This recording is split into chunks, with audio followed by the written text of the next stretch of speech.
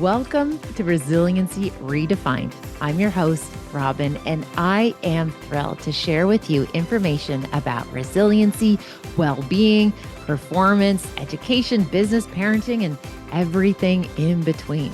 I'm committed to joining you each week to talk about these big ideas and bring them into action, habits, tools, strategies, tactics that allow us to finally uncover what it takes to truly be well. And I'm just so excited that you're here.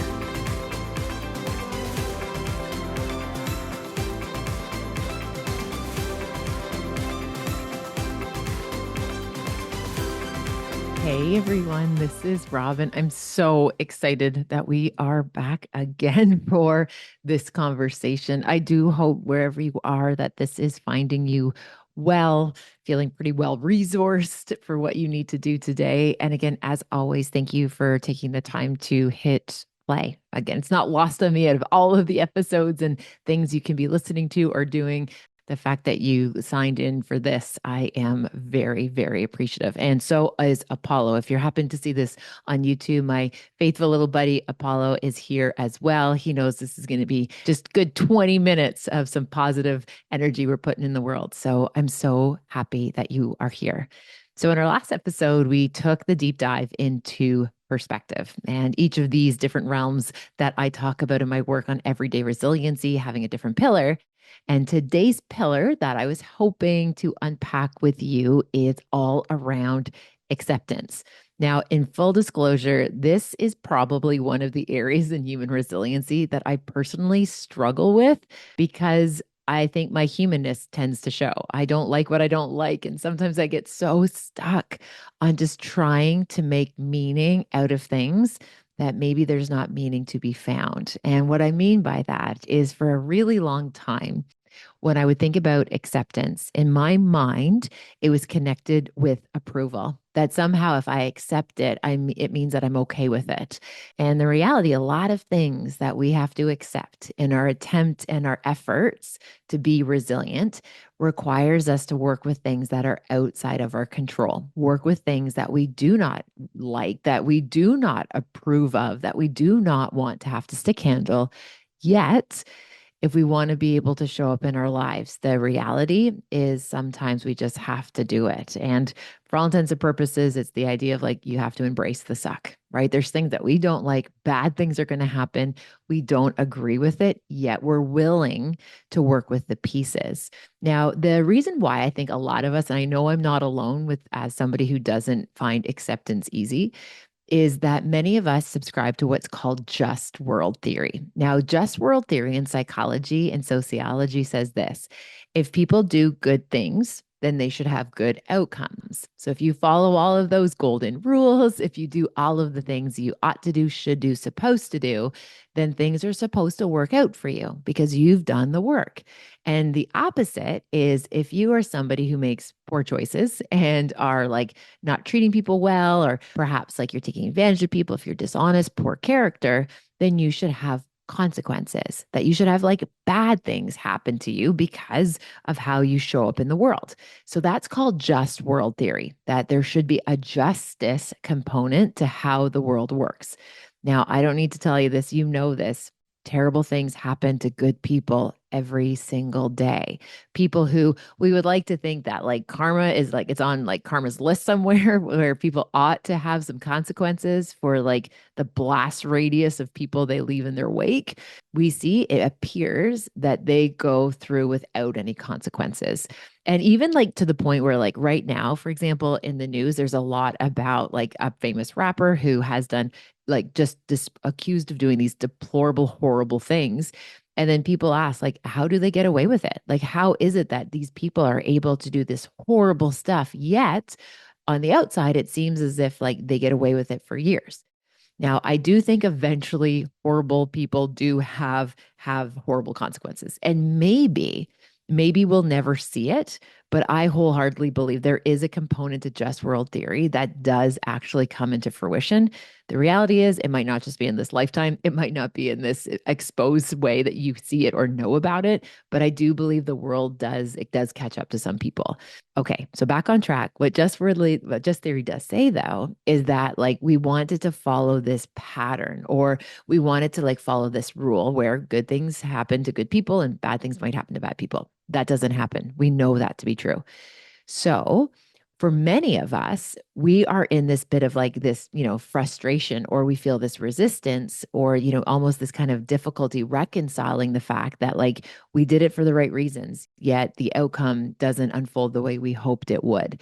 So that makes us accepting a lot of things really, really challenging because it just doesn't feel right. It doesn't feel just. And again, I appreciate so deeply for people when, they just sit there and they're just like, I don't want to accept this. Like, I'm not willing to accept this. I don't know maybe even how to accept things that don't feel okay. Yet, what I see in this research, what I see firsthand is the people who get to a place of being okay have found a way through. They have found a way to, decipher their controllables, figure out what's within their control, acknowledge what's outside of their control. And then they make these like daily decisions to coexist with the parts that they have to work with. So I can share with you one of the kind of newer places that I'm experiencing some acceptance. It was a massive breakthrough for me when I recognized that, you know what, I never wanted to be somebody who has, learning disabilities, or, I have ADHD or some of these other type of neurodivergent patterns. Yet when I stopped fighting this like injustice of being somebody who has these different types of learning experiences, and just put my energy, instead of like wishing it away or trying to fight that this is my reality, when I leaned into finding resources, tools to understand it better so I could show up for myself, to be able to work with how I need to work within the world, there was like this like grip that was, I didn't even realize was like choking me, that all of a sudden I felt relief. I felt relief for the first time in so long when I just accepted the part of me of this is what the learning experience is like for me. And I still get into moments where it's tricky, where I sometimes feel that little bit of resistance crawling back in, but that's part of the everyday resiliency of this. It's not that it's one and done. Part of our acceptance is working each day to reconcile the parts that we have to work with so we can show up and be able to do the good work for ourselves, for others, for our communities. So, working with the controllable doesn't mean that we have to like what's happening. We recognize we are best served by embracing those parts, those maybe sometimes messy parts, those frustrating parts, and giving ourselves a little bit of grace and a little bit of spaciousness to work with them within our control. So again, when we think about this variable of acceptance, it's working within what's within our control. Now, one of the ways in my practice I used to see a lot of folks, and I would be able to kind of discern where they were at in their like journey and their like discovery of acceptance, was the difference between people who would ask like the why questions. Why is this happening? Why did it unfold that way? Why did they get the promotion? Why did he do that to her? Why is this unfolding the way it is? And I remember being so confusing, like this being confusing for me, because they were coming to me looking for answers. Like they wanted me to say, like, clearly your ex-husband's a narcissist, or like clearly that person wasn't hugged enough when they were a child. Like they were looking for an explanation to justify this thing, whatever that thing was. But the reality is, I don't have the answers. And there are so many why questions that in this lifetime, we won't know the answers to. Now, we can spend our time swirling in that unknown, trying to make meaning of things where there's no meaning to be found. And it's like kind of in this echo chamber, right? Where you ask that why question. And if you notice, you ask it over and over and over again. We're desperate to make meaning because we are natural meaning makers. But sometimes it's the surrendering that there isn't an answer to be found. Now, a really interesting parable that I heard, and this spoke to this kind of idea, especially when people of us like done us dirty, or like people have hurt us. It was this idea about, okay, so imagine you're like out on a hike and all of a sudden a snake comes up and the snake bites you and you literally get bitten by a snake. there's going to be a difference between the people who like immediately like address their wound, right? They address their wound, they get the care that they need, and then they find a way through it. Then there's the other person, which I would really lean into and relate to at different times in my life, what would want to like chase down the snake and be like, dude, why did you bite me? Like, I'm really nice. Like, why did you hurt me? Like, can you help me understand what made you feel threatened in that moment that you thought that was your best choice? So, like, for a lot of time, I was that person that wanted to like track down the people that hurt me because I just wanted to understand why versus recognizing that like the snake is just in their nature and I would be better served to like tend to my own wounds, like tend to get help that I need, not chase a snake to find out like, hey, why were you a snake? Why did you do that to me? So I use that example to just kind of help illustrate when we're chasing the why question, it's like likely not going to serve us well. Versus in my practice, when I had time when I was working as a therapist and people would come to me and they would say, Robyne, this is my story, or this is what I'm experiencing. How do I move through it? How do I process it? What's my next right move?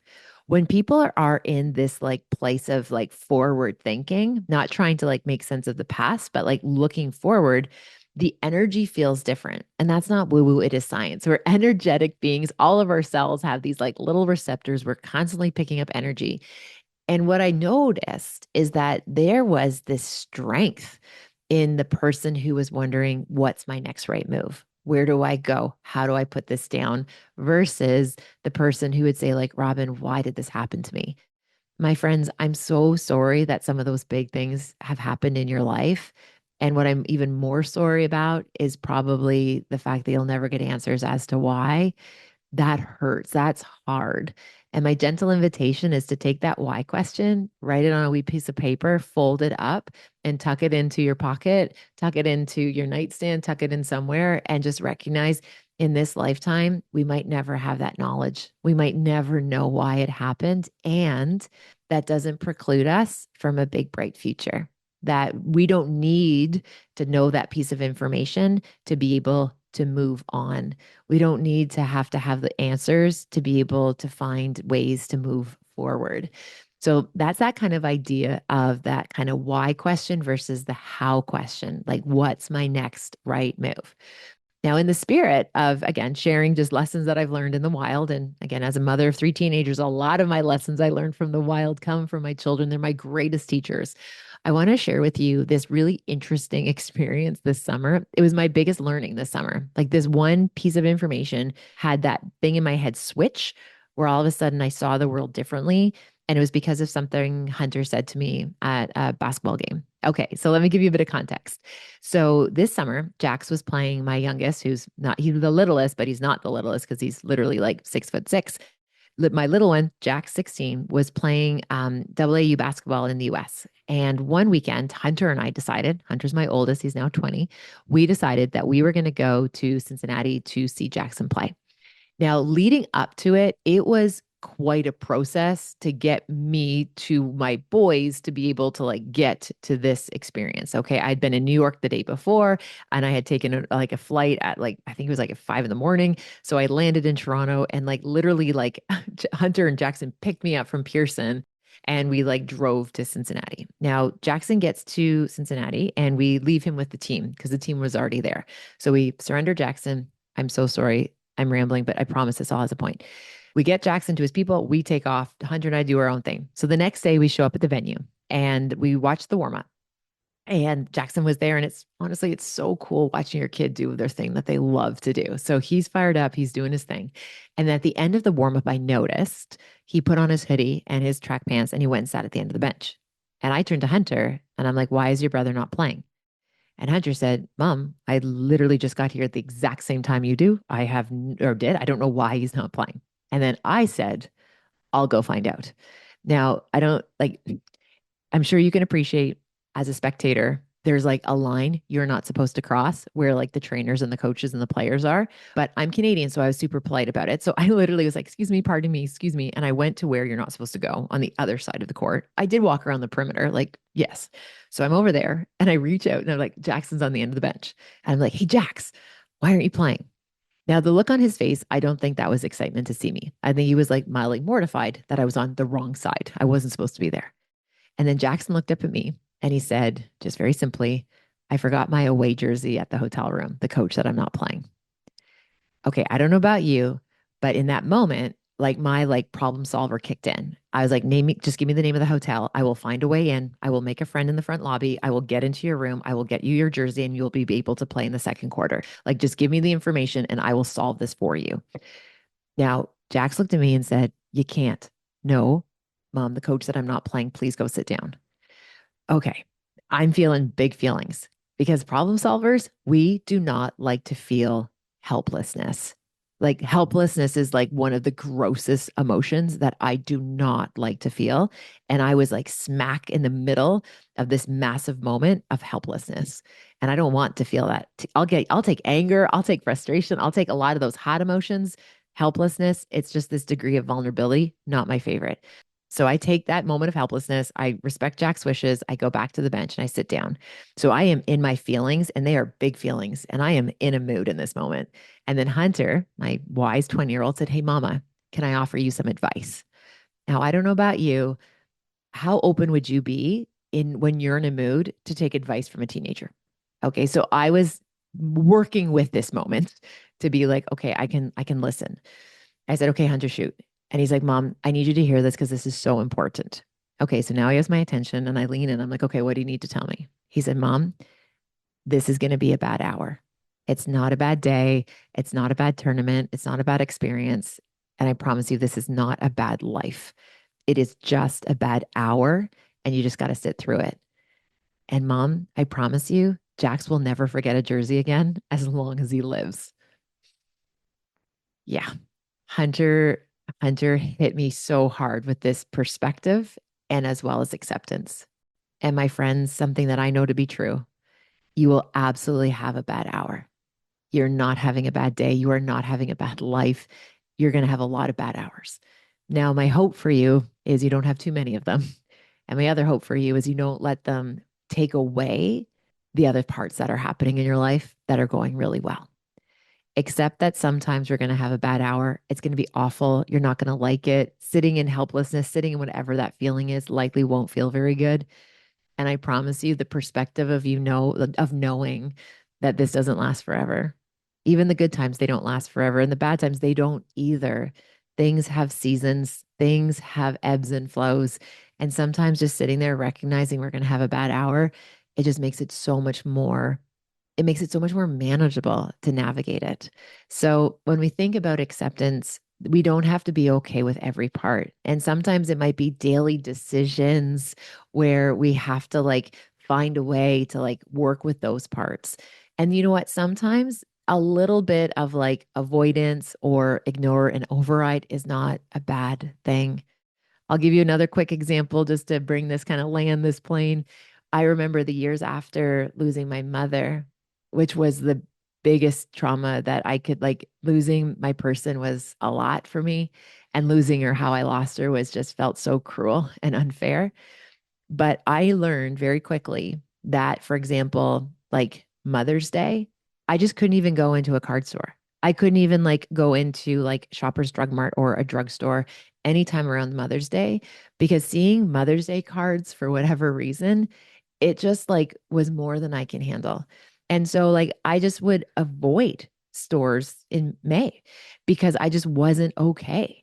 And again, I don't think that's a sign of weakness. I think it's like recognizing on some days maybe you don't have it in you to accept or navigate or show up how you want to show up. Sometimes we just have to give ourselves a little bit of grace and just a little bit of that spaciousness to say, you know what, not strong enough to do this today. That doesn't mean I'm not going to take care of it one day, or it's not mean that I'm not going to go in a grocery store or a card store for the entire month of May. But you know what? I just don't need to put myself in this environment and avoid. Or other times, maybe you have this, thought that comes up, that why question comes circling around, like, why is this unfolding? Why is it unfolding? And you know what? Just because you have the thought, that doesn't mean you have to action it. Okay. So sometimes just ignoring it and overriding it with something else, getting your hands busy, get into your body, get out of your head. Sometimes that ignore and override might be the kindest thing that you can do for yourself in that moment. We don't have to process everything every day, all the time, because there's a lot of stuff going on. And I appreciate that we have very full lives.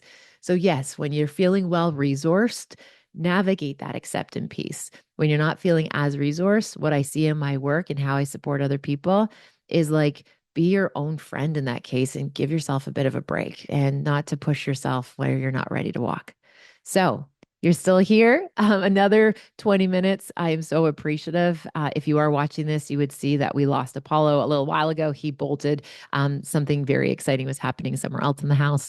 But you are still here. So thank you. Thank you. Thank you for spending time with me. I hope that conversation about acceptance perhaps like sparked a new idea or maybe a new perspective. And if you found it helpful, I would love you to share it with somebody. I think we need to be hope dealers. We need to pass on this good ideas, these good energy to other people who need to hear it most. And if this spoke to you, if you want to pass it on to somebody else, I'd be forever grateful. And that cues us up for next episode where we're going to do like a super deep dive into the most precious variable that I think the world needs such a big dose of right now, which is hope.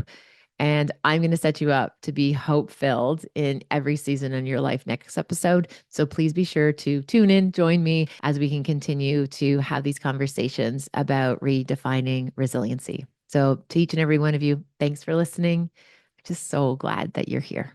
Take good care. Thank you for spending time with this podcast episode today. I hope you found something helpful in Resiliency Redefined. Please feel free to share it with somebody who you might think could benefit. Maybe there was something useful, something in particular that you think you could pay forward. Also, if you have a moment, please feel free to rate and review this podcast wherever you like to listen to your podcast. It means the world to me. And again, thanks for your time. Thank you for your interest. Take good care, and I'll see you next time.